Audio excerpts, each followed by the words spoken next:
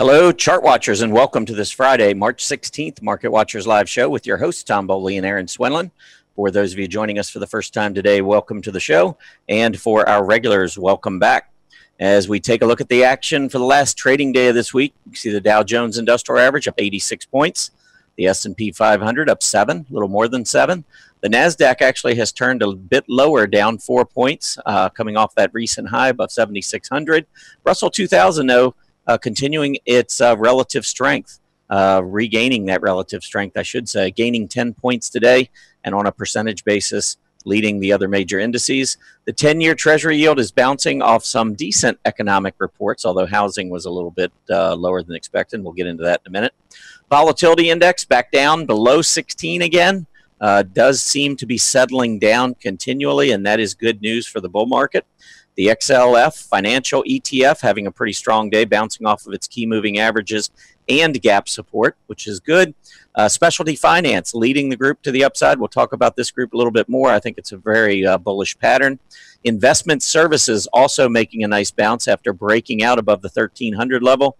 Came back down, tested that. We're seeing a bounce here. The dollar continues its recent strength. I think this is something to keep an eye on. It is in a trading range, but starting to show more and more bullish characteristics. And as a result, you can see the GLD, which tracks gold, down near a key low over the last couple of months, and the GDX, which is the gold miners, also down near recent lows. So the dollar, if it continues to strengthen, we'll need to keep an eye on these two areas within gold. And with that, let me bring in my co-host, Erin. It is Friday morning. Happy Friday, Erin. How are you doing? I'm doing quite well. Been really busy getting this workshop together, though, I have to say. I've spent a lot of time for you guys. Hopefully you'll enjoy it. But yeah, I'm doing great because it is Friday. Yay. We are looking forward to your presentation. And what I am not looking forward to is a weekend full of NCAA basketball games without my Virginia Tech Hokies in it. They got eliminated last night, unfortunately. I haven't been paying close attention. Like I said, USC, my alma mater, is typically, we're the football school, not necessarily a basketball school. We leave that to UCLA. Well, the thing that's disappointing is we lost to Alabama. Of course, Alabama is known for winning national championships in football. So I don't know if Nick Saban came over and was coaching their basketball team last night or what. But I think during the regular season, Alabama was like 19-15. Yeah, and my daughter went to Auburn. So, yeah, Alabama, War Eagle, not Roll Tide. Yeah, no Roll Tide. Go Hokies. Anyway, enough of the basketball. I don't need to talk about that anymore. One quick note, Tiger Woods back near the top of the leaderboard after first round of the Arnold Palmer Bay Hill Classic. Of course, I'm a huge golfer, so that's big news for me and setting up for a nice weekend. And it's supposed to be 70 degrees here. So maybe spring is finally arriving here on the East Coast to Southeast Coast. Yeah, we're getting more rain and cold, believe it or not. Well, I mean, that's the thing out there. I have 58 at the high is pretty cold. The thing out there is when it's dry, you start talking about the threat of fires. And then when it starts raining, then it goes to mudslides. Exactly. We've been fortunate. The rain is pretty light the way it's falling. So it's not, causing that. It's just enough to kind of coat the scars on the mountains. Well, that's good. Maybe coated enough so you don't have to worry about any fires later this year. But anyhow, I know we got a big schedule coming up today and next week, so I'll let you get into that in the agenda. All right, let's do it. On Tuesday, we have everything stock charts. I think Bill Shelby will be in. I'm not sure his subject, but they're always interesting to listen to. David Keller will be our guest on Wednesday. He is a CMT, and I'm very much looking forward to his presentation as well. Today's agenda, well, I'm going to go over volume and volume indicators. So it'll be kind of a refresher for some of the experts and pros, and I think it'll give novices a really good idea of why we look at volume and how to use those indicators. 10 and 10 to 1, our first symbol will be Electro Scientific Industries, ESIO. And finally, we'll finish with my sentiment update if my voice is still alive by the end of the show.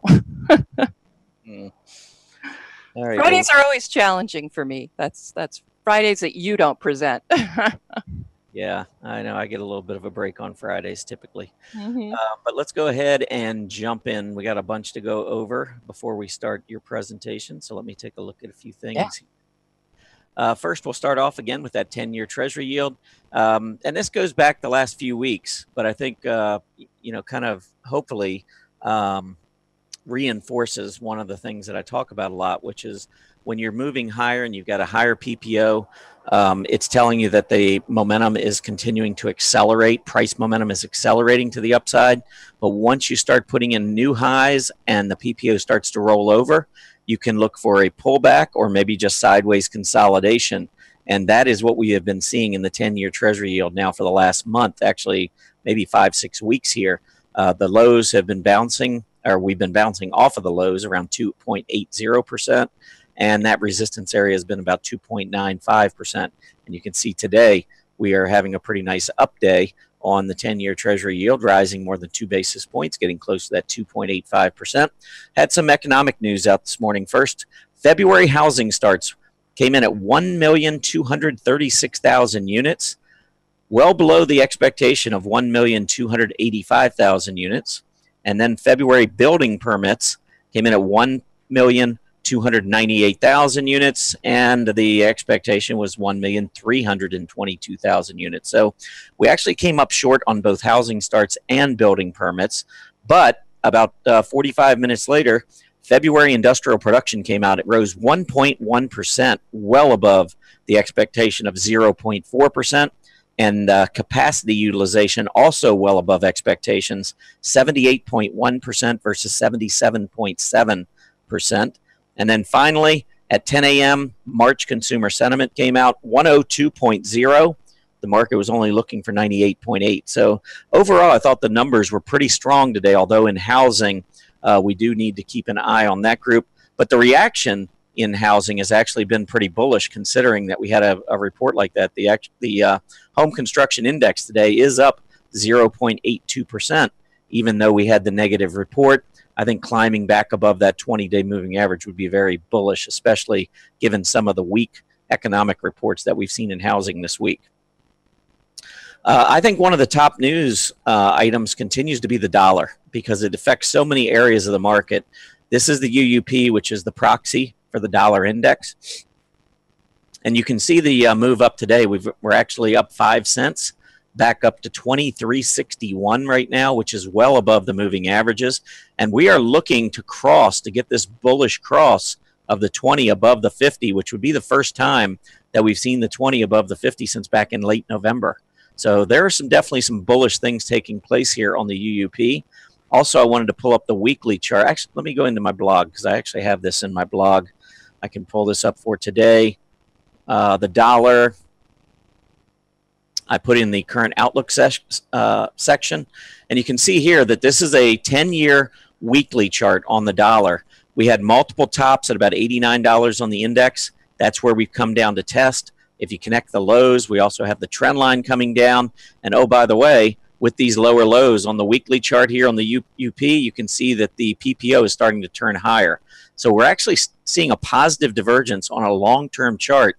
And that, to me, is pretty significant, considering that we're also at price support. And if we go back over to the blog that I wrote yesterday, and of course we've talked about this a lot recently, the 10-year Treasury yield relative to Germany's continues to rise while the dollar's been falling. I don't want to spend too much time on this because we've spent so much time in the past, but it, in my opinion, is continuing to be one of the top stories technically, because you can see that we are showing an inverse relationship between the dollar and that relationship between the U.S. and Germany. And it's only the third time in the last 10 years we've seen this kind of an inverse correlation. And the past 2 times we have seen the dollar come out of this inverse relationship by moving substantially higher. And so I think this is another sign that points to a strengthening dollar, and that can have a lot of important consequences throughout the market. So I think it's an important area to continue to watch and to continue to go over on a regular basis. Let's take a look at the specialty finance area. This is actually, that's consumer finance. I think actually consumer finance, that's what I wanted, not specialty finance. But here you can see the consumer finance. See these tops coming across and the rising lows? I think this is a really bullish pattern, and it's in the financial space that should do well if interest rates continue to climb. And by all indications, especially based on what the Fed has said, I think we're going to continue to see rates rise throughout 2018. So I would be looking for a breakout here in this group. Now, within the space, I actually went back and looked at some of the small cap areas within the consumer finance area. And the reason I did that is that if the dollar is strengthening, we should see some of the small caps outperform in a rising dollar environment. So that's why I focused, when I looked at this group, only on the small caps. I went into the scooter reports, actually, pulled up the small caps, and then typed in consumer finance and got some of these. Actually, let me do this again, because I may have done specialty finance. Let's go into the scooter reports, small caps, and I'm going to type in consumer finance, because I have a feeling I did specialty. Yeah, I didn't look at any of these. I can tell you one, though, that's on my strong earnings chart list is GDOT. So let's pull this one up. You can see the huge move up with earnings. It did just recently get up near 68, close to this intraday high that we saw after earnings. But the recent pullback, getting close to that 20-day moving average, could be setting up nicely for GDOT. First Cash, FCFS, and I'm doing the ones with the highest scooter rank, because these are ones that probably are going to look the best technically. And you can see that FCFS, besides being overbought, I think looks pretty good. So if we get a pullback, that rising 20-day moving average, I think looks very interesting there. Let's take a look at this top one, ENVA, Innova. And this one's got a really nice pattern as well. Let's check to see if we can get some volume, but a breakout on a close much above 23. We're at 23.05. But if we get up to, say, the 23.25 level, and that volume starts picking up, we could have a nice breakout here on what appears to be a little bit of a cup and a handle back to that 20-day moving average. So I think this is an area of the market to keep an eye on. Software. This is one I've talked a lot about recently. I want to go over some individual stocks, again, from a small cap perspective that you might not be as familiar with. But here you can see software breaking out recently over the double top after putting in a handle. This measures up much higher than where we are right now. And I think this pullback, as we get closer to the 20-day moving average, could be presenting some opportunities. I've mentioned NTNX in the past, which is Nutanix, and this one, beautiful move up, heavy volume. It's just too overbought, but this is one certainly to keep an eye on. APTI looks interesting to me, because as it moves up here, you can see a negative divergence right now, and on the breakout, the volume's just been very average of late. So I think this one may have some downside to go, but if it does pull back, and especially if it goes below that 20, and you see it move back closer to that 50-day moving average, I think this could be a very interesting play somewhere down the road. Let's take a look at RPD. And I want to show you, these are the kinds of things that I would be looking for. You've got an accelerating PPO on the last rise, and this pullback to test the 20. And you can see throughout this uptrend, that 20-day moving average has provided some pretty nice entry opportunities into RPD. COUP, I think this is another one. This is Coupa Software, and after a big move up on very strong volume, you can see that bearish engulfing candle on heavy volume, just kind of putting a lid on prices in the near term. But as we get closer to this rising 20-day moving average, I look for some support on COUP. A couple of stocks that reported earnings. ADBE, which is Adobe, continued its huge move to the upside. I've talked plenty about Adobe being one of the leaders in that software space. They blew their numbers out of the water again. Top line, $2.08 billion versus $2.04 billion estimate, and then bottom line, $1.55 versus $1.43.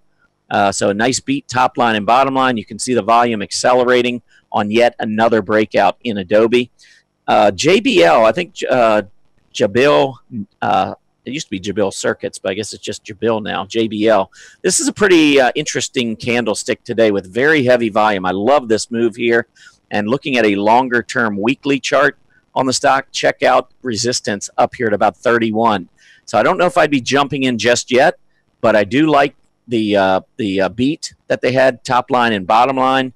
They came in with $5.3 billion in revenues. Market only anticipating 4.91, so that's a pretty big beat on the top line. Bottom line, 0.66 versus 0.62. I think Jabil, after breaking out back here above the top in 2015, notice as we kept moving up higher and higher, look at the volume dwindling. And look at this PPO.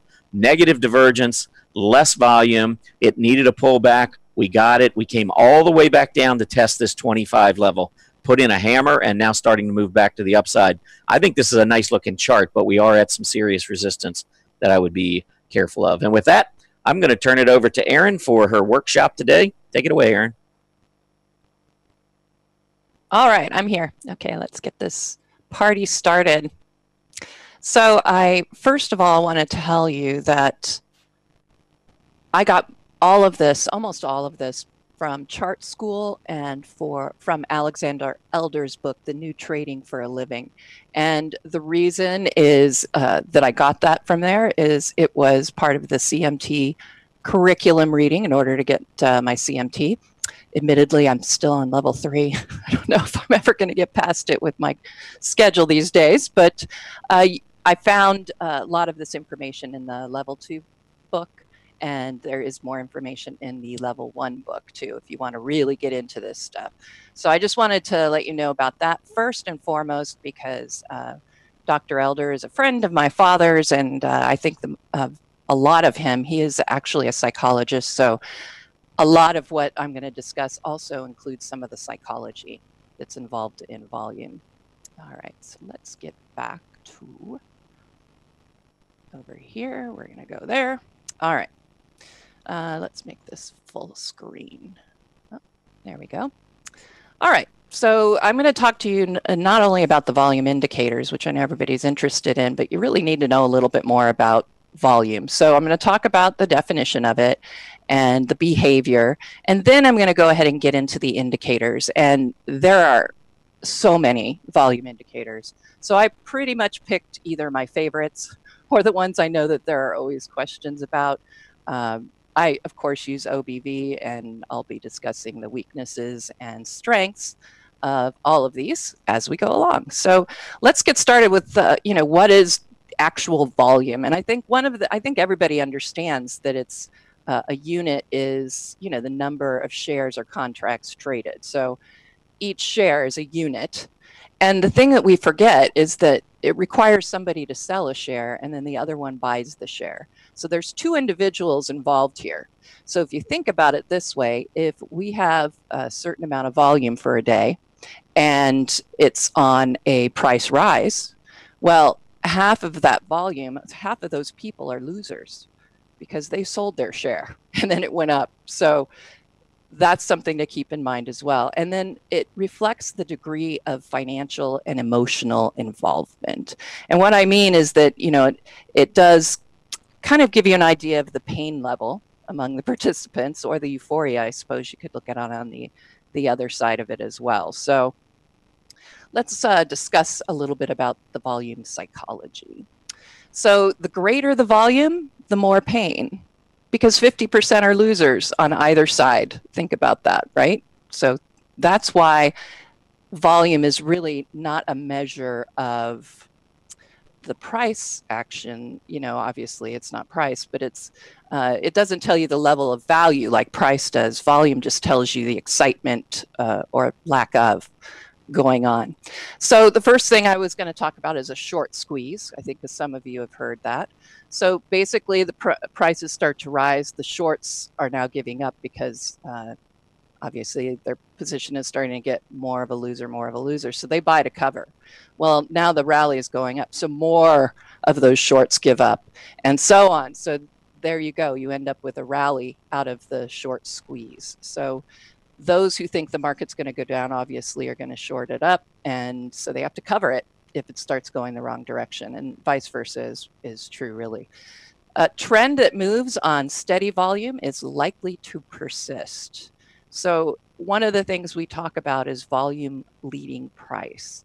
So when volume starts to fall, that means your supply of losers is low. So you've already given them, they've already given in, the volume is now starting to dry up. So that's when you start to expect a trend reversal. Now, when the longs start to sell, prices start to decline, then more people get worried. We see this in the correction. It encourages more to leave, and then it just sort of continues to grow on that. So that's what we mean by volume leading price, the amount of volume. and where it's going based on where price is going tells you a lot. But you look for volume to lead price. But of course, there's times when it does not. So volume spikes or bursts of a high volume, that tells you that the trend might likely be ending. You're getting you're in the middle of a decline and you get this burst of high volume, all this excitement. It's kind of an explosion. And so you basically find that the trend is gonna switch out. So that's one of the things you can look for. And when I say a spike, that means, you've had very steady volume and then all of a sudden it's earnings or whatever it is, and boom, the volume just goes crazy. And that will tell you, there's a good chance you're going to see a reversal on what happened. In downtrends, it's an explosion of fear. You've got all these people that, it's moving down and all of a sudden you get this spike, and that means people are even more fearful. So you might see a short-term emotional reversal from the smart money. High volume is typically about 25% above your average over 2 weeks, and low is typically 25% below average volume over 2 weeks. And the typical, I think that Stock Charts uses a 200-day moving average on volume. So here's the important takeaways that I want to, as far as just volume in a sense of what it is. We'll talk a little bit more, but high volume is what confirms a trend. So the spikes suggest a short-term trend reversal. So you might get a quick pullback on a spike to the upside. So that's what we're talking, a very short-term reversal. It doesn't mean the trend's going to completely end unless you start seeing that high volume continuing as prices maybe start going lower. Then again, it feeds on itself. So the market will let's say the market sets a new low and then volume sets a new high. That's telling you that bottom is likely to be tested. And this is where we start looking for those divergences. And that's the reason, because we want to know if there's a divergence, that's telling us something is going on that we should know about. Volume shrinks while the trend continues. That's time for it's ripe for reversal. There's less interest in that price rise, and then ultimately your buyers run out. You get that buying exhaustion, and then you're going to see it fall back. Let's also continue with some of these takeaways.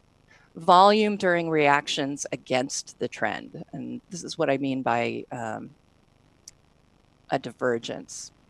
So if you have an uptrend and then it's punctuated by a decline and the volume picks up, and then you see the dip continue and then volume starts to dry up, that tells you that the bulls aren't leaving and your selling pressure is spent, and that's a buy signal. So if you're looking at an uptrend, okay, and it's punctuated by a decline, okay, and then volume starts to pick up and the dip continues and the volume maybe starts to dry up slowly, and then that's when you find out, okay, well, there's still bulls in here because the volume is drying up. So the selling pressure overall is that exhaustion has been cleared up. The selling pressure is spent, and that becomes a buy signal.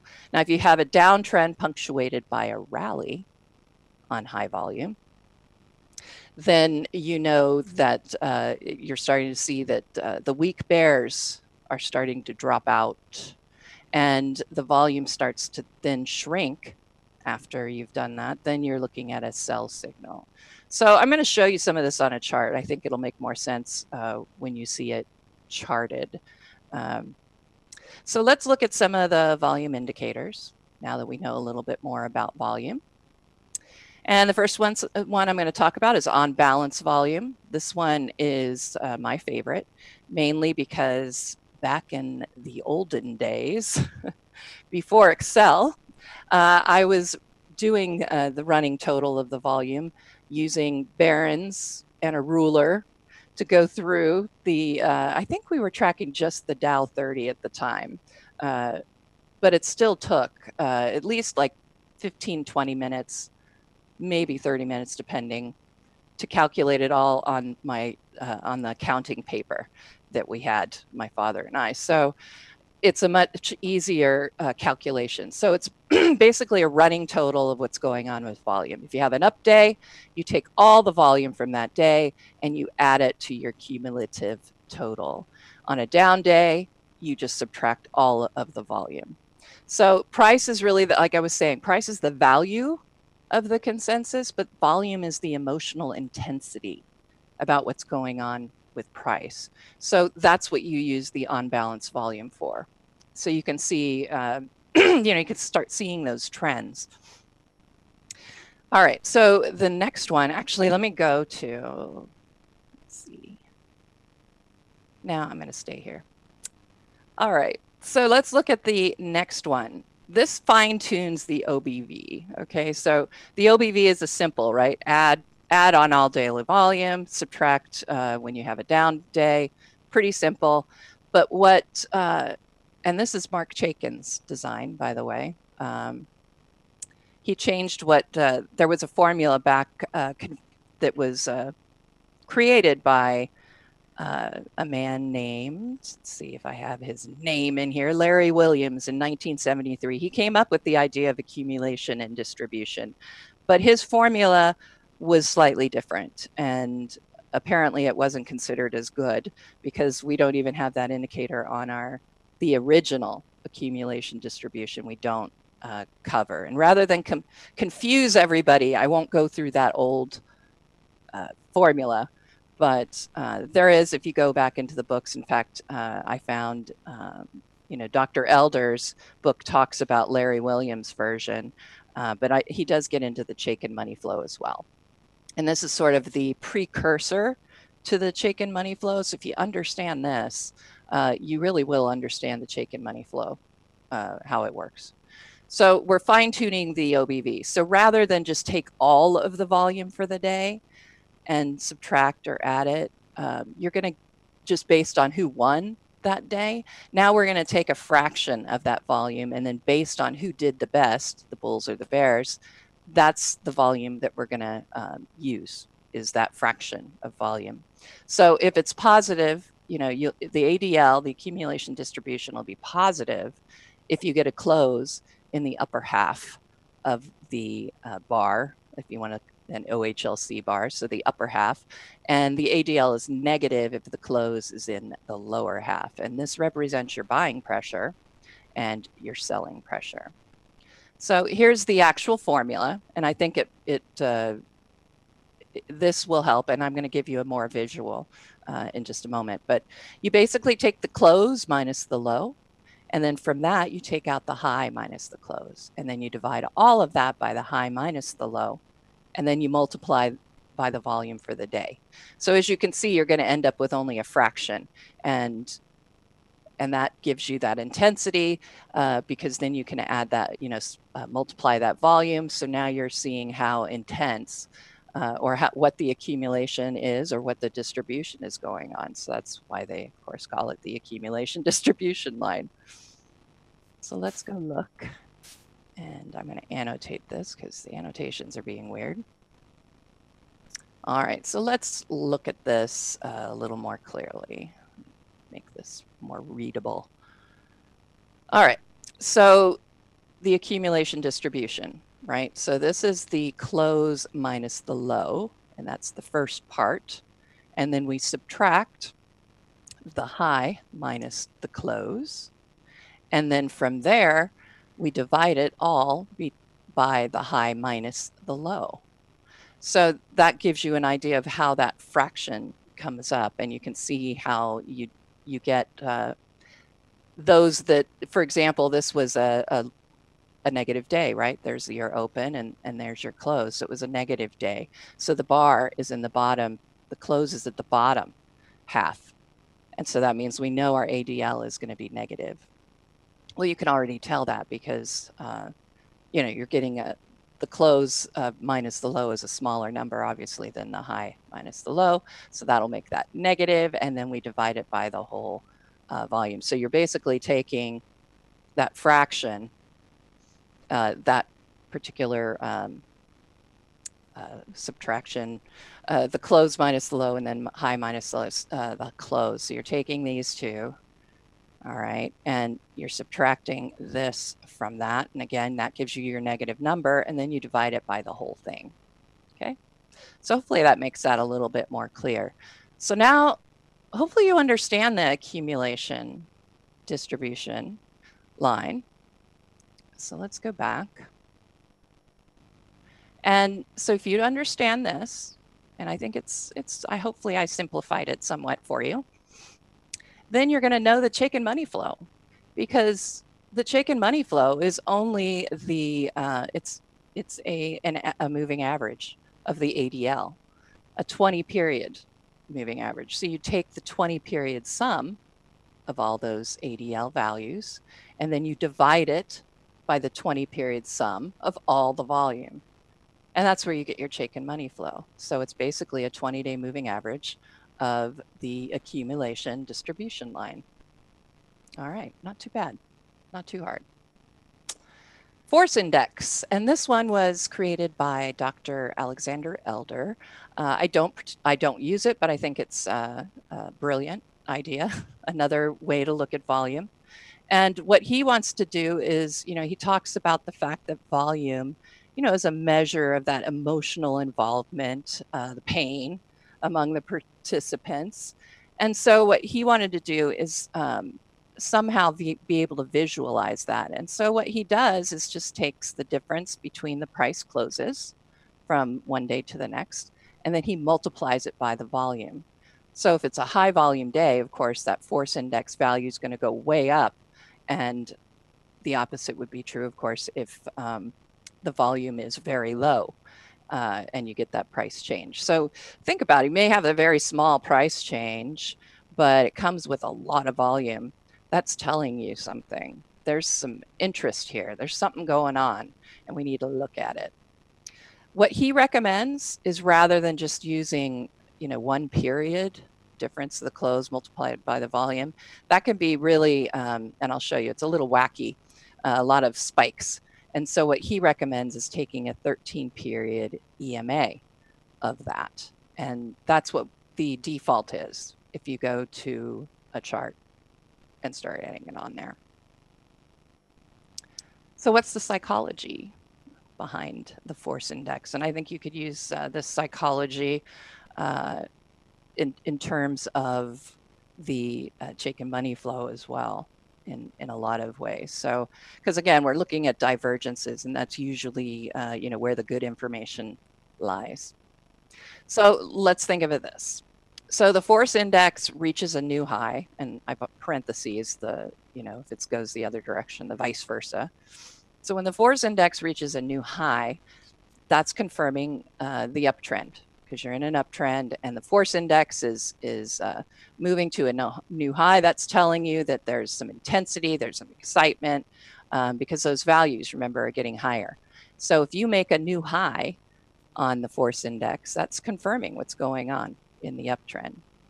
So if you get a new force index peak, that, again, like I said, the bulls are strong and the rally is going to continue. What you look for are the bearish divergence here. So the force index starts making lower tops, and then the price tops are still rising. So that's considered a bearish divergence. So your force index tops, declining tops lines, think that way. That's a way to look for whether you're looking at a divergence or a convergence, but that's for another workshop. So here we go. So you have your price highs are rising, boop, boop, boop, and your force index tops are falling, boop, boop, boop. So that's a negative divergence. Now, one thing that he does talk about is, in order to measure the tops for his indicator, the force index indicator, you need to have a reset. And Tom talks about this a lot. You need to have it reset, go through the zero line between those peaks or those bottoms. So you need to have that happen. So if you've got this force index and it's riding above the zero line and you get this peak, and you don't measure these peaks. You don't measure until you get that drop below the line, and then it starts to peak again. So hopefully that makes some sense. And again, I know this is I'll be showing you the actual charts, and hopefully that will help with that. All right, so that's the bearish divergence. You're seeing these price highs moving higher, but the force index tops are falling. So you can tell that there's not as much energy behind that price move, okay? Now, if your force index reaches a new low and it's continuing lower, the downtrend is likely to continue. But you need to watch for the divergences. And a bullish divergence, you will look for price making new lows, but see the force index lows rising. So on the indicator, you're having rising bottoms, and on price, you're having rising tops.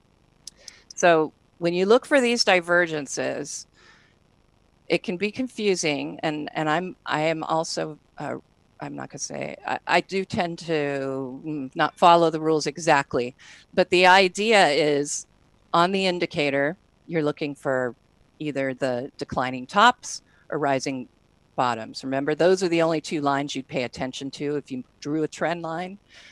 We don't look at rising tops for anything unless it's the top of a trend channel. So we're looking at the indicator, and we want to compare declining tops or rising bottoms, because again, those are the trend lines that matter. So you're looking at the indicator first for those, and then you compare the tops, what's going on in price, and the lows, or what's going on with price as far as the lows. So hopefully that's somewhat helpful. And again, I'll try and explain all of these on a chart so that it's a little bit more clear.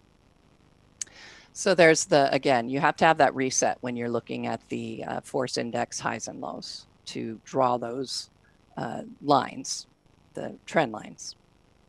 I'm also going to show you the volume by price overlay. I'm not going to cover the volume weighted average price. It's not something I use. You can look it up in chart school rather than spend a lot of time on it. I opted not to. I wanted to concentrate on the major volume indicators that a lot of people use.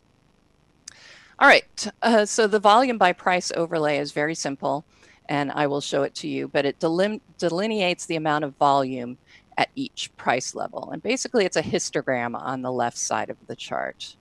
And so it tells you at this price level, based on the histogram, how high was the volume at that price level. And what I like to use it for is mostly just to see support and resistance that may not be visible when I'm just looking at price tops and bottoms. So sometimes you get a really strong bottom on your chart, and it seems like it's sitting in the middle of nowhere. It doesn't seem to be on support or resistance at all. You kind of are like, why is this strong bounce occurring? And I can almost guarantee when you put up volume by price, you'll find that that histogram bar is one of the highest at that level. So I'll show you an example or two of that as well. All right, and I think that was yes, that is the end of the actual slideshow. I will put all of these slides in the Market Watchers Live blog, and I will show you where that is, because I think it's important if you haven't figured this out. If you watch this show regularly, you need to be coming here, especially if you want to watch some of the previous shows, because I do give you the basic outline of what happened for the day. So, for example, you'll find all of what we covered. As I said, I'll put my charts in here. But one of the helpful things for people who are watching these later is I do put the timestamp of when we actually did start that particular segment. So going back, this is the main blogs page. And right here is the Market Watchers Live chart list that we always talk about. That's where your 10 and 10 symbols are located and are annotated. So I will put these PowerPoint slides in the Market Watchers Live blog entry for today. So, you know, I know you've probably been taking notes furiously, at least I hope you are. And, but you'll have those slides to help maybe take notes on. And I would recommend as well that you check out. If you have any questions about what I was talking about, like I said, you can read the book by Alex Elder. You can check out the CMT curriculum, but the free way is to go to Chart School. And so, for example, I'm going to pull up the accumulation. I can't spell. Distribution. I think I can get it this way. If not, I know I'll go to, yeah, let's just go here. We're going to look at indicators and overlays. And again, this is a great way to get to whatever it is. So here are your overlays. And again, I will show you an example of the volume by price. And there's the information on the volume weighted average price. Like I said, I opted not to include it. It's mainly an overlay. And I thought really if you're using an overlay, I really like the volume by price, but you know, to each his own. So accumulation distribution line. And so you can get all of the information. This is the calculation and how you come up with it. For some reason to me, this looks a little more complicated than the one I put up. So it's up to you. You can use this. It's the same formula what I showed you earlier. And then it gives you some great examples and then the actual spreadsheet for what's going on, and as well the interpretation. So for example, remember we were talking about the accumulation distribution versus the OBV. So I'm going to show you a chart that I put together. Let's get this here. Yeah, I don't know what's going on, but my annotations are getting kind of messed up here on this chart. I don't know if it's because it's such a small one, but we'll see. So let's look at Amazon. And I'm going to add, this will be a great way for you to see how to do this too on your own charts. All right, so I cleared all of my overlays. I'm not going to do the volume by price overlay yet. You have to wait. All right, so I'm going to move the OBV to the top. We're going to do accumulation distribution. And then we're going to do Chaikin money flow. And then we're going to take, let's see, what was the other? Force index. We'll look at the force index. There we go. All right, so, and again, notice that these are the, remember 20 period moving average of the AD line, the ADL line. So that's, remember I talked about that for Chaikin money flow, and that's the default. I don't know why that keeps going in like that. Okay.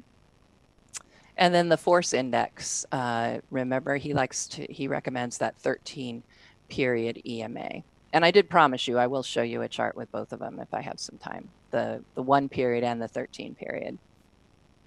So let's update this. And I imagine there's a ton of questions in the question box. Be sure and put your email address in your little profile. You should see the next to your, at the top of the Slido window, you see in the very upper right-hand corner, just click on your first name letter, whatever it is that's showing up there, and then you can put your email address in your profile. Nobody will see it but us, and I will try and answer your questions offline in case I didn't get to them or there was some confusion. So let's look at the similarities and differences here. All right. So first of all, on balance volume, like I said, I like to use it. It's simple in my mind. I can visualize it very easily and quickly because I used it all the time. And it's really very similar, as you can see, to the accumulation distribution. But there are times where they will diverge. They won't work quite the same. I can see right here, I'm going to get my little annotation tool going here. Right away, I can see a divergence here. So you've got declining tops, right? Over here, you kind of have rising tops, mostly flat. What's happening to the tops during this time? We're seeing them go down, right? But the tops, so right here, if you're using accumulation distribution, this would be a bearish confirmation because the tops are moving lower on the accumulation distribution, but the tops on price and the tops on price are also moving lower. So that's considered a I guess in this case, a bearish confirmation because everything's going lower and it's kind of proving the point. The problem is, of course, you come out with a rally. What happened with OBV? Well, interestingly, it actually had a positive divergence because we have the tops here are rising, but we're seeing the tops over here declining. So that's kind of a similarity. And as I said, we can look at lows during that period of time as well. And we both are in agreement as far as the OBV. All right, so what's going on with Chaikin and money flow at this point in time? Well, we can see we're getting these peaks over here. Again, from what I understand with Chaikin and money flow, you don't have to wait for that reset in order to connect those tops. If this were the force index, we couldn't connect these tops. We couldn't use these as far as our divergence because we didn't see zero line cross here. So what we can do, so you look over here at the force index, and if we're connecting tops, for example, we can't connect this one with that one because we haven't had a reset in between. So you're looking for the reset. So we can compare this one to this one because we've had a reset or two in here. So let's see. Let's see what's going on here. We've got declining tops on the Elder Force Index. And we have what's going on with tops during this period of time. They're rising. That would be considered a negative divergence. Got declining tops, but rising price tops. So your expectation when you have this type of a negative or bearish, I guess you could call divergence, you should start to expect a decline. And while it didn't occur right away, well, I guess if you wanted to get really into this here, it did come in pretty close, didn't it, to call this this correction or a decline in February as far as Amazon is concerned. So interesting stuff, I would say. In the case of the Chaikin money flow, I'm not so sure it told me what I was looking for as far as divergences here. The tops are pretty even here. So I guess you could say they're going down a little bit. So hopefully that gave you at least a visual of how these work. And I will just very quickly show you a chart with the two force index values on there, just so you can see the differences. I'm going to clear this. It's a little easier.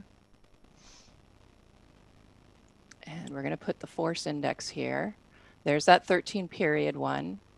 And we're going to do a 1 period one, which is just that main calculation. All right. And we don't need the scooter. All right. So see, as you can see, it's really spiky. So if you're trying to determine the, tops, bottoms, divergences, this is kind of messy. And it would give you a lot of signal changes. It would be very confusing. So it's much better to smooth it out. I think Dr. Elder found a really good smoothing EMA. I like it. And as we can see, it's pretty good here. So let's see. And that's where we were seeing another. Let's look at a couple divergences and then we'll pass it back to you, Tom, and we'll talk about what I know we're going to talk about. So what's happening from here to here? That would be declining tops, rising price tops. That's a negative divergence. Expectation is a decline. And I guess you could say over that time period, we got decline. Doesn't always work that well, but I think it's pretty useful. Here's one, rising bottoms, declining price bottoms. That's a positive divergence. So you should expect a rally off of that. And that's what we got. So that's the great use of volume and the volume indicators. I think it's an excellent indicator. I know somebody had asked me, well, how How much is it your number one indicator, or what do you pay attention to more? I include volume in my analysis, but it's not my go-to. I have the OBV on there. If I'm prioritizing, it would be the PMO, the moving averages, the exponential moving averages is what I use, and then I look at my volume, and then I look at the scooter. So that's sort of my I guess, priority of indicators. So hopefully this was helpful, and I really enjoyed putting it together. It was a great way for me to refresh my memory on this stuff. And like I said, for further reading, I would recommend you go check out, let's see here, back. Well, I don't have it in here, but I recommend you check out in the Stock Charts bookstore. Go look for Dr. Elder's book. And if you really, like I said, if you really want a great, complete look at technical analysis, these are great because they basically take all of the good parts of, say, Charlie Kirkpatrick's book, Dr. Elder's book, Perry Kaufman, Jeremy Duplessis for point and figure. So it combines all of those into one big book. So these are really helpful too. And if you really want to get into it, you can certainly go for a chartered market technician's designation. All right, 10 and 10 time, but I know there's something else we want to talk about. What's that? Well, we're gonna do ChartCon after. Oh, okay. We'll talk about that after. I'm going to take a little bit of a voice break here. I'm going to finish up. I did start the 10 and 10 RRG, but I'm going to need a minute or two here. I'll go pull that up. Yeah, I will say that, first of all, good job. Very good job with the presentation. I did not realize that Dr. Alexander Elder used the reset when he looked at divergences. Oh, yeah. That was something that I learned. Yes, and he is a proponent as well of, and he even calls him that, reset for the MACD. So you were pretty much espousing his. Wow. Yeah, all along. I thought I came up with. You knew that. I thought you learned it from him, but you. Okay.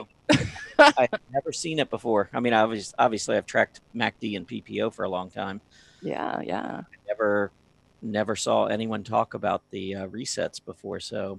And I, all of those indicators are good. It's really what, fits your own style and what makes sense to you, and really learning the indicator inside and out, so that it's not just saying that you're going to buy when a line is doing this, but really understanding what these indicators mean. And also, I thought that was a great presentation.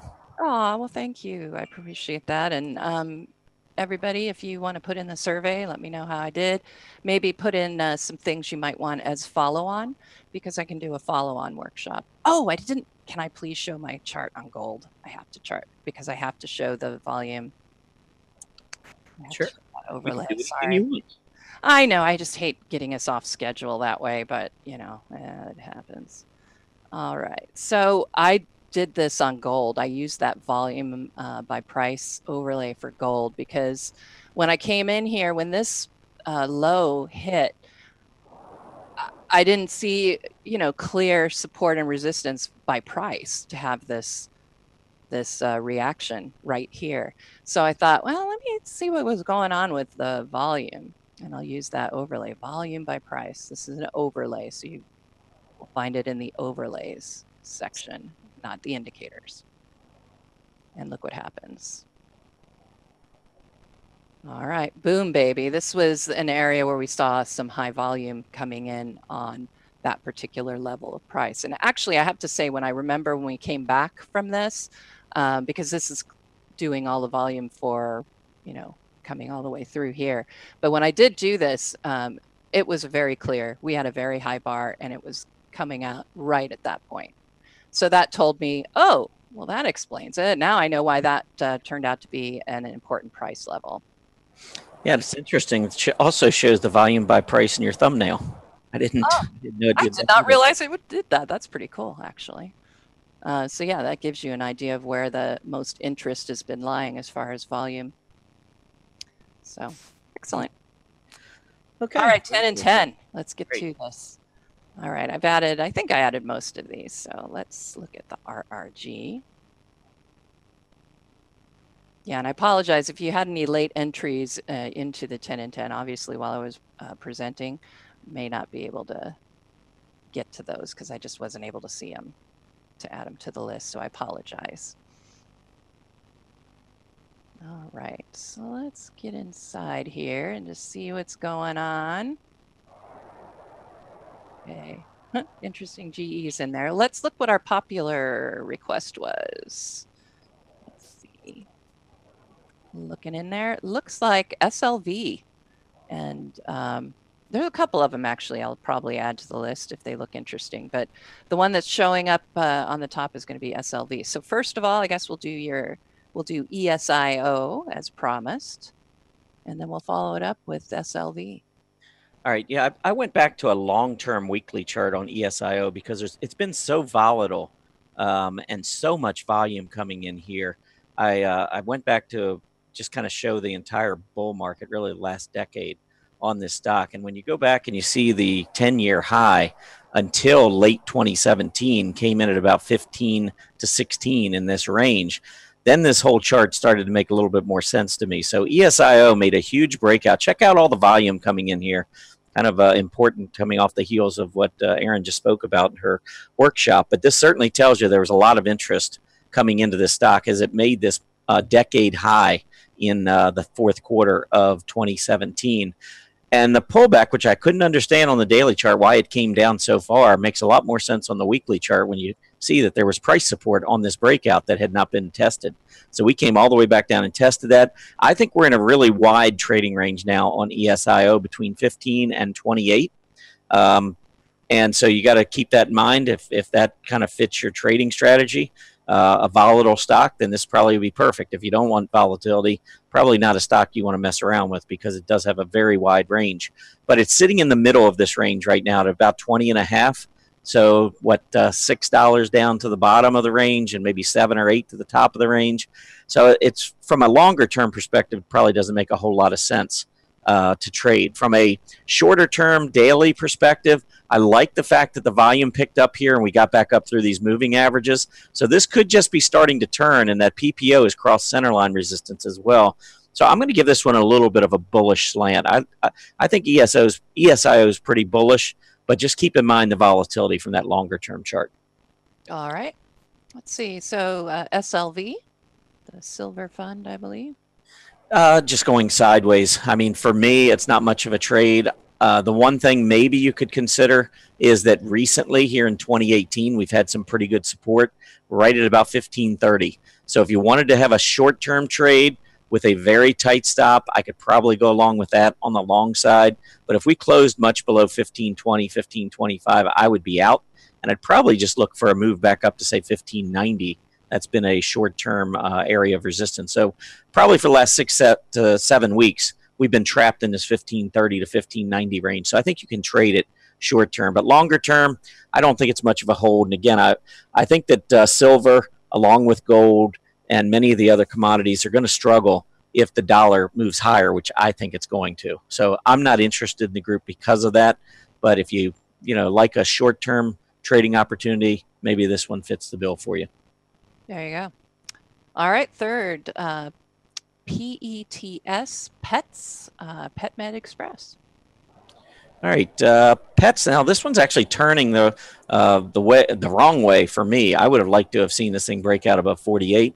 Volume today is pretty heavy. Now it's down near some recent lows, so perhaps we'll put a tail in and reverse later today. That's what I would want to see from a bullish perspective. But I think the key for me is getting back through that 48 level. I think that's what we talked about last time. We had not been able to close above 48 after multiple tests here over the past 2 months, and now it's actually turning the other direction. I think you're going to find some pretty good support if it happens to get down to the low, just above 42 that we saw in the second week of February. So for now, I think we're in this trading range. If you see a tail that goes down below this line coming across, so intraday move below, and we come back up above, that might be a pretty good indication to take a long trade in the short term. Okay. Let's see. The next one is the ever popular, if you have it, you may have gone over it, and I apologize if you have, Apple. Nope, haven't looked at that one today, but I do like Apple. Apple has pulled back off of the recent highs. Actually, I was talking to Greg Schnell about this one the other day, and we kind of had some mixed opinions. You know, he didn't like the fact that it was making this breakout and then unable to hold it.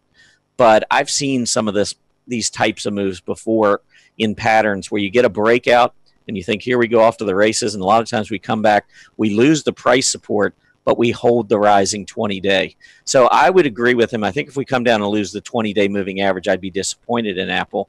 But I would continue to watch that level. I think as long as we hold, Yeah, as long as it gets a little touchy. Did you actually say you agree with Greg Schnell? You never. I would agree. We don't agree a whole lot, do we? No, you don't.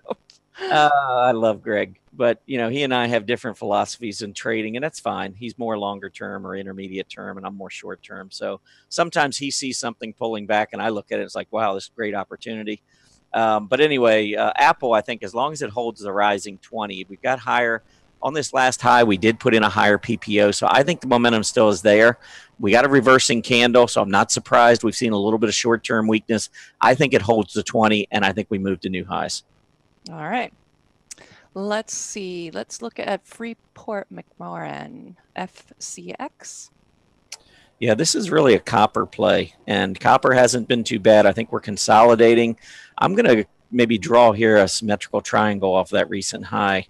At least I'm going to attempt to draw a symmetrical triangle. So let's take these highs, and it's kind of like that, and then you come down here, and you got the lows coming like that. So it seems to me like we're squeezing after printing this high, a little bit of a negative divergence here, kept trying to break out, but you can see the PPO rolled over.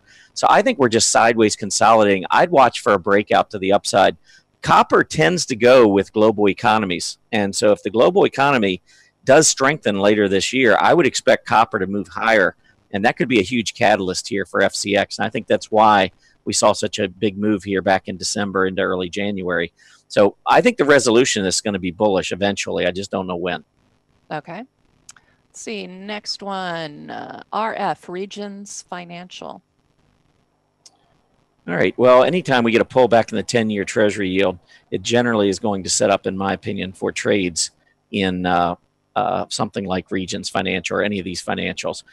Recently, we had the 10-year Treasury yield coming back down as we were consolidating, and you could see Regions Financial came down with it. But now with the 10-year Treasury yield starting to turn back up, you can see we're starting to show a little bit more strength.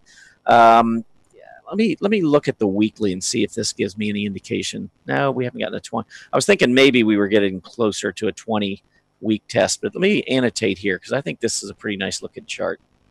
I do like it. I think that the recent pullback around 18 right here, the weekly close, also coincides with that 20-week moving average. So I think if we get back down into that area, I'm not sure we'll get back down to 18, but if we did, I think it would set up a great opportunity to get into RF. All right. Let's see. Next one, Walmart, WMT. Yeah, Walmart I'm struggling with. Yeah, it's a great company. Long term, I have no problems. Short term, well, we are starting to turn back up with the PPO, so that's a good sign. But we've got to get through some key resistance at the 20-day moving average. And keep in mind that Walmart's part of that broadline retail group that's been on fire. And so let me pull the relative chart up here on Walmart. Here's the broadline retailers, and here's Walmart. Look at what's been happening here over the last 6 weeks. The group keeps going higher, and Walmart has just fallen off a cliff.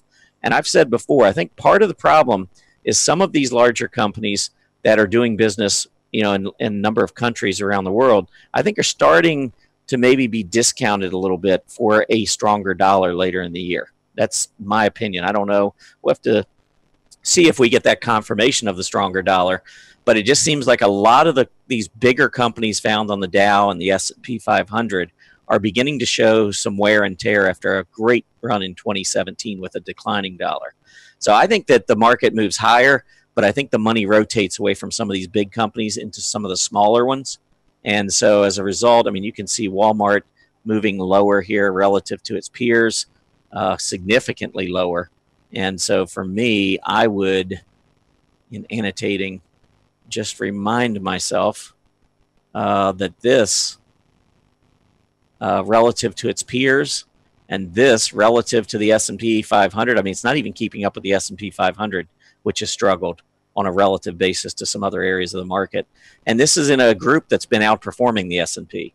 So I just think that we've got to see some technical strength here out of Walmart. Maybe this is starting it here. First thing, though, it's got to get through that 20-day moving average. All right.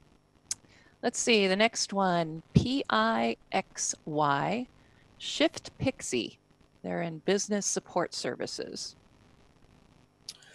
Okay. Actually, I like this 20-day test. I don't know. I mean, these were some huge spikes. I don't know what's going on. The stock was 250. 3 days later, it was 6.25. So if you don't like volatility, I don't think you're going to be able to stomach this one. But I would say, you know, for those who do like volatility and the potential for a quick move to the upside, I think this is pretty interesting because you should have some really good support, gap support, as it gets down to 3 and you're testing the 20-day. You know, again, for somebody who's willing to take on some additional risk, I think 3 to 3.25 is a pretty good area for accumulation on the stock. Maybe keep a stop in just a little bit below the 3 level, but it wouldn't be shocking to me to see another run back up close to the 475 level. So again, if you can take the risk, you could see some potentially high returns. Yep. And that is a really good example of a volume spike. You know, Yep. you got that positive volume spike, and that's usually should tell you to maybe expect a short-term reversal. And Yep. sure. And I think this also is a great example of when you get these long intraday tails, it's telling you that there's a lot of selling that takes place in the latter part of the day. And we came back down and look at the selling after that. Check this one out. We were up really high, 6.25 earlier that day, came back down, closed all the way on the low with heavy volume, and look what happened afterwards. And we could do this, you know, continue. I think when you look at more and more charts, this is really a telltale sell sign when you see these long tails failing to break through resistance, and then you can see for yourself what happens or what tends to happen afterwards. Mm-hmm. Instead of a telltale, it tell. I know, I'm a little punchy today. It was a long day yesterday. Let's see. Oh, and I was going to talk to you if you agree with this, but I'd heard that as far as volume goes, trading, typically you get your more, you know, amateur traders in the mornings because they've read all the information and they get up and they make their trade. And then by the end of the day, you end up with kind of the big money makers making their decision at the very end, but they play all day long as well. Does that sound like something you've heard? Or I absolutely agree with that. I mean, a lot of times you've got news on stocks either that come out after the bell the prior day or in the morning pre-market. So yeah, the first hour I refer to as amateur hour because you are trading a lot with moment or with emotion. And, you know, a stock gaps up or something early because of news that came out yesterday. Maybe it was earnings. Maybe it's a product mix, something. Maybe there's an upgrade in the morning or something. So you get the gap up. And a lot of times you get a gap fill. So everybody jumps in chasing the move in the morning. And then they're left frustrated later in the day when you reverse and head back toward gap support. Now, you don't always get that. Sometimes you get a gap up with earnings and so forth. You keep going. And I think that's very bullish when that happens. yeah, absolutely. All right, next one for our Canadian friends, CCO.TO, Cameco Corp. They're integrated mines materials. Again, this isn't going to be one of the areas that I'm real positive about, but I would watch some key resistance. I think going back since the beginning of the year, the stock has really struggled at about 1235. We've had multiple tests there. We're strengthening off of the rising 20-day, which we've gotten a golden cross. So there are some positives here, but I think the biggest thing for me is a combination of price and volume. We need to take out this price resistance area, and if we do, we need to continue holding that rising 20-day moving average to the downside. So that's what I'd look for. All right. Did you cover biotechs today? I have not. XBI was requested. All right. Well, I'm a long-term fan of the bios. I love this test coming back off of this potentially cup and handle. So I'm going to just annotate this real quick. But yeah, this one I think looks really interesting. I like this a lot. We got that. Oops, maybe I didn't get the parabola. There we go. So there's your high. Here was your low. Here was the high over on this side. Nice little cup handle back to the 20-day moving average. The PPO was pointing higher on this move to the upside. And there'll be those who say, well, yeah, but what about this equal highs, much lower PPO? I'll go back to that comment on Dr. Alexander Elder. I think like he does, that when you get these center line tests, to me, that's a reset. So I don't compare this high to this high. Once I get the reset, that's telling you that the moving averages are exactly the same. And as a result, momentum is gone. So here we're just starting to build momentum again. To me, I don't go back because the MACD, PPO, all these momentum oscillators go up and down, below, above zero, below zero. They don't trend like price. They go up, but then they come back down. When price settles down, they'll come back to that zero line. It's like an axis. But anyway, I like the move here to the upside. I think this pullback back to the rising 20-day is a great entry into the XBI if you like biotechs. All right. And that is 10 in 10. Maybe a little more than 10. Was it? Yeah, yeah, about 15. Don't do this to me. I'm still like after the workshop and all my studying. Okay. Yeah, I feel like I was studying for a final last night. I was furiously writing my notes. And well, there you go. There's the 10 and 10. I'm going to continue to give you a break here because I know you had a long 35-minute workshop. But I do want to mention to everybody that we do have ChartCon coming up, and it is going to be in August. So definitely mark your calendars. It is going to sell out. And I know that there is a push to make sure everyone gets registered. We don't want anyone to miss out. And by registering early, it also helps us prepare for the event to know how many. And if you're going to come out to the event, we definitely need to know how many for sure. So consider taking a look at it and joining us later in August. I love the topic this year. It's everything about risk. So when you talk about the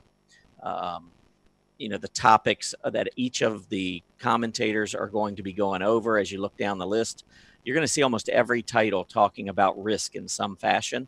And so, I mean, when you think about trading, that's one of the, I would say for me anyway, probably the most important thing about trading is managing risk. It's not about being right all the time. Everyone's always trying to find an indicator that's going to never fail you. I don't think you're ever going to find that indicator, to be honest. So I think to me, it's more about managing risk on your losers than it is about trying to find something that's going to make you always right in the market.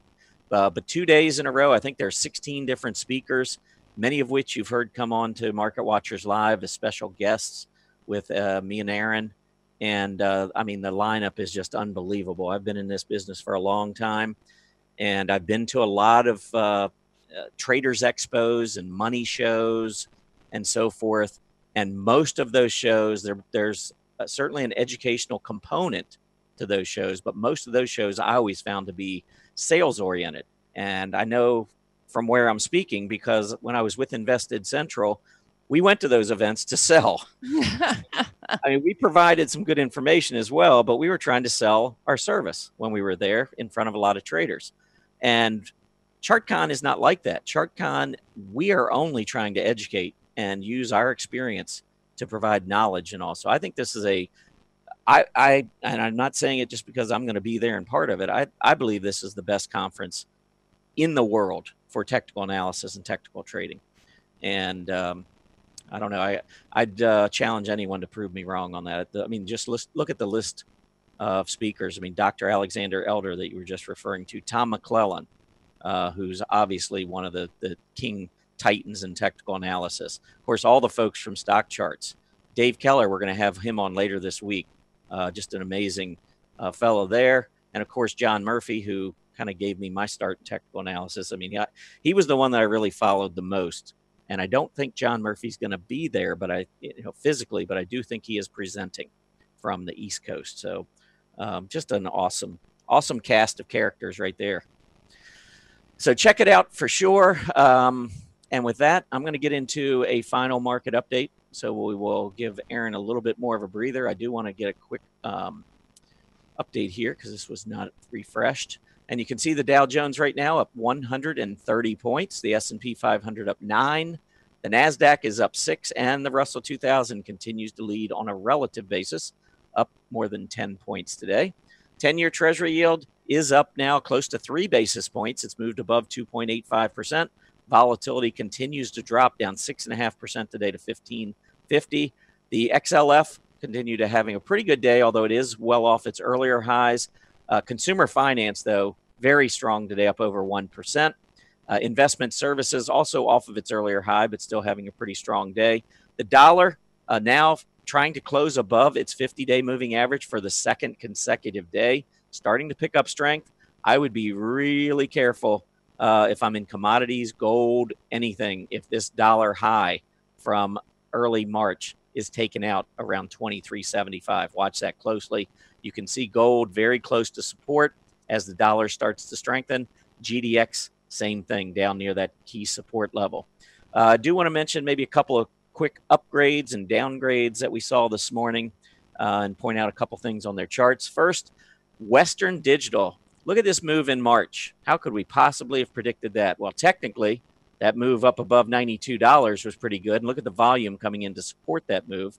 So I think that's number one. But if you're a seasonal person and you happen to notice some of the seasonal tendencies for these various stocks, Western Digital, check out March. 70% of the time it goes higher in March. It averages gaining 8% over the last 20 years. 8% is a good return for a year. Western Digital averages doing that in March over the last 20 years. So you combine the seasonal performance, and if you happen to know that and you see a technical breakout at the same time on heavy volume, that's how you get into Western Digital and experience this kind of move to the upside. Now, I probably would have gotten in at 92 and sold at about 95 or 96. Probably wouldn't have taken the ride all the way up, or maybe I would have. Who knows? But anyway, Western Digital. Some credit. Well, I stand by something I heard in the market a long time ago, and it said you can never lose money taking a profit. Ah, yes, very true. Think about that one for a second. If you take a profit, you can't lose money. Not on that trade. But anyway, let's take a look at Wendy's, because Wendy's got upgraded today, and Wendy's is one we've talked about recently. I don't need to see the seasonal right now, but let's take a look at the chart. And you can see nice movement up here earlier in March. We're pulling back, getting close to a 20-day test. And this is somewhat similar to what we were looking at with Apple, actually. You can see the double top. We made a breakout, and then we failed to hold the breakout. But so far, we're turning at this rising 20-day moving average. And I thought it was interesting to pull up this relative chart, because if you're not familiar with Wendy's, check out the fact that it broke out to new highs here when its peers actually had weakened substantially. So what does that mean? That means that Wendy's is a really strong relative performer. And when you look down here and you see that restaurants are just starting to turn up relative to the S&P 500, I think Wendy's is very interesting trade from a relative standpoint as the group continues to move higher.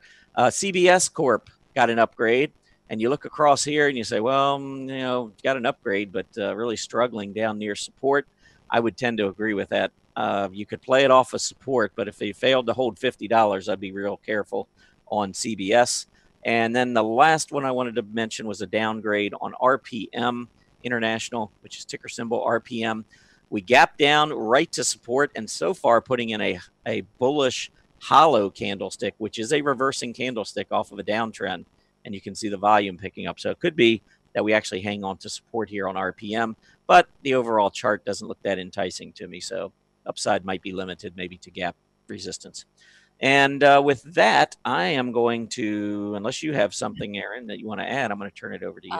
I will only add one small thing, and that is regarding the S&P 500, because we got a question in the question box, and it'll be really easy for me to answer if I can see the chart. Oh, no, it's on this one. There we go. So they were asking about whether, I'm going to direct you to the thumbnail, whether we were looking at an island and possible island reversal here. I would say that we got that gap, and while technically it didn't close here because it is like 1 point higher, I guess, this low than the previous high, I would still consider this closed. What I would be looking for is, I'm looking at this rising wedge, which is a bearish formation. I'm not calling like a bear market or a huge correction. I think we are going to be looking at a short-term test, probably of the 50. I don't think we're going to get too far, but we should expect a breakdown. The fact that when I was looking at the top of this wedge and price didn't even come up to test it, and now we're seeing it pull back, I would look for probably a possible breakdown below this wedge. Certainly it could turn into something more. We'll have to watch that volume and see what's going on.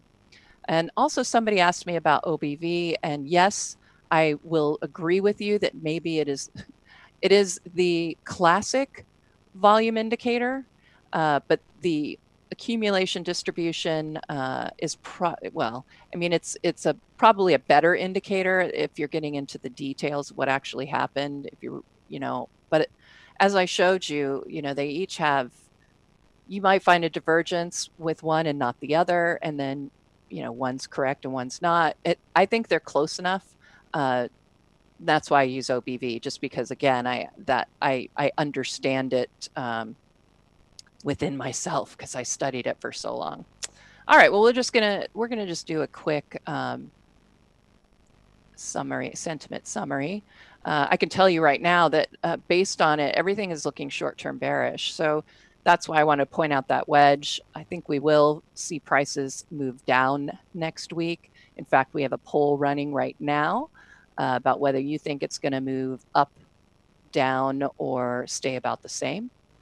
And what I do is I turn those votes in, mine and Tom's and yours, into I tell Mark Young about them at wallstreetsentiment.com.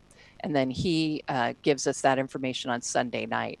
I never present this chart on Friday because it's old. This tells you what everybody thought last weekend. So I don't usually show this one.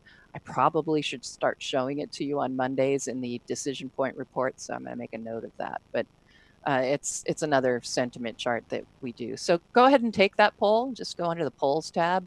Let me know what you think. And if you are watching this replay within the 24 hours after the show, you can still take that poll as well. So let's start with the put call ratios. And the ratio is put over call. So when you get a high reading, that means the numerator is higher than, moving higher than the call. So you've got more puts on top than calls. And then low readings, investors are bullish because now you have lots of calls versus the puts. So anyway, here we go. So what I'm noticing right now, as these readings get lower, that means that we're seeing some bullish intensity here, I guess you could say. Let's see. So we're moving lower, and that means the number is getting smaller and you're getting more and more calls. So you've got low readings, investors are very bullish. And so typically that's when you should expect those reversals because it's contrarian for the market when everybody is very bullish. So the fact that we're seeing these very bullish increases here tells me that we should expect, again, there's a good chance we should look for a bearish conclusion. AAII, American Association of Individual Investors, regular traders, I would say. Right now, I'm looking at the ratio. The bull-bear ratio is getting very close to 2, where I would consider that an extremely overbought reading. So we're seeing a lot more bulls, but I'm still noticing we haven't gotten the bulls that we've had previously during that parabolic rally. So while this is elevated, it's not as elevated as we saw during some of the, the excitement periods right as we were going through that parabolic. The bulls are still sort of petering out here. We're getting more, but it's not as impressive. The big thing is that if you look here is we're getting a lot less bulls or bears. So people are feeling bullish. The ratio is rising because of that. And so what you would expect is people are feeling bullish. Everybody's jumping on that bandwagon. That means bad things will happen. The wheel will fall off. So that's why that's why we look at sentiment as being contrarian, because when everybody's on the bandwagon, the wheel on the bandwagon falls off. Name exposure. This is the National Association of Active Investment Managers. This is the big money guys who run their own portfolios, that sort of thing. So what we like to do is look at how exposed they are to the market, and that gives us some clues as to what to expect.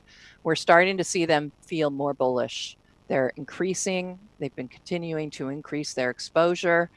When we start to hit some of these highs, that's when we should get nervous. That's when you usually start to see the market fall. So we are seeing some elevation here on their exposure.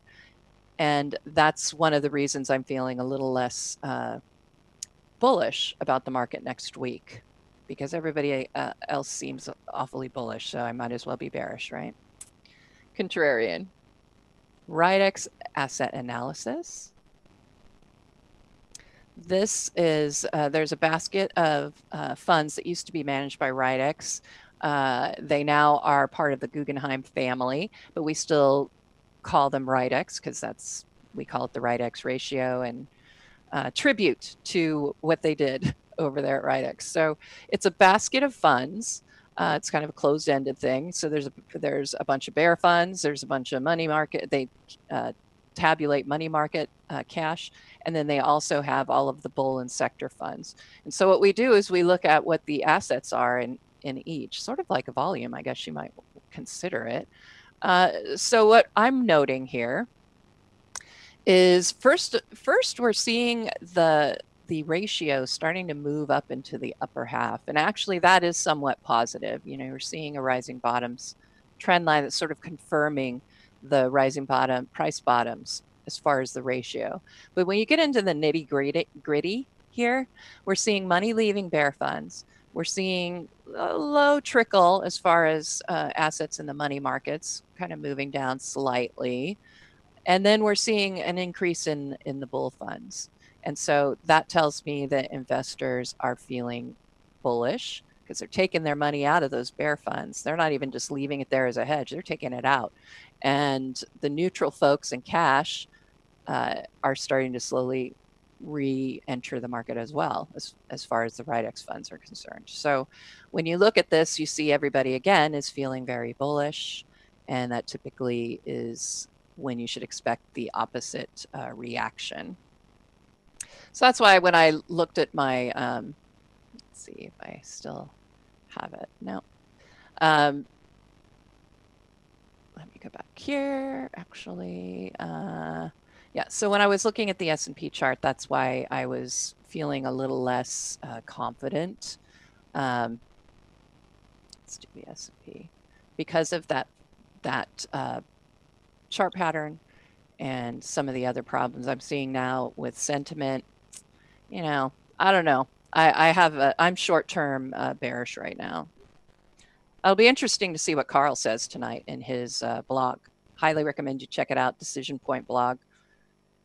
So when I looked at it, the call ratio is kind of mixed. Investors are bullish on the AAII. We're seeing elevated exposure. That's bearish. Ridex ratio, an increase in the bull funds. They're getting bullish there, and that's bearish for the market. So short term, I would be looking for a decline, or at you know, at best maybe some consolidation. I don't think we necessarily have to take a big pullback to clear some of these conditions. And that is it for me. Okay, I am done. Be done. I do want to mention that today is quad witching day.